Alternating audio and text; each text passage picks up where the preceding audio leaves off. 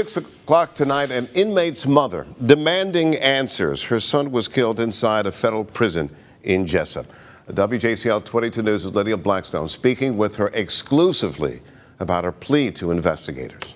He said, Mama said, I'll call you back later if I can. But the next call I get is that morning, and they told me to come to the hospital down there. And I already know what it was. I just had this feeling. Regina Kastner called her son one last time on June 28th. The call coming out of a federal prison in Jessup. Her son, Arthur Valley, dead after an incident behind bars. 37-year-old Arthur, also known as Frank, was serving time for dealing meth. Well, he's like all kids. I mean, he's done things, that he shouldn't have done. But, I mean, he was really a good person. Yeah, he was in there for drugs. But, okay, they're supposed to protect you. A 10-year sentence turned into a life sentence. But his mother still doesn't know what happened. They sent me a letter apologizing, but no details. When it comes to you not having an answer about how your son died, what's that been like? It's been awful. The incident is still under investigation by the FBI. I called the Wayne County Coroner's Office. They shared the cause of death, blunt force trauma, but unable to give all the answers.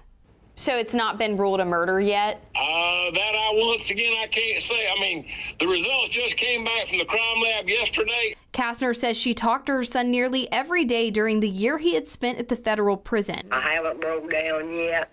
I'm trying not to. But I'm angry.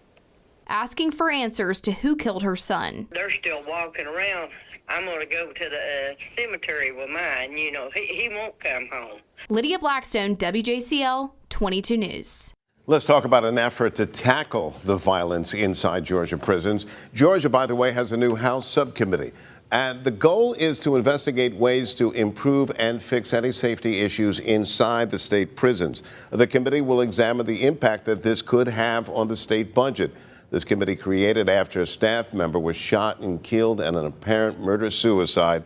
This happened at the Smith State Prison located in Glenville. Governor Brian Kemp announcing that he has hired a consultant to conduct a review of the prisons.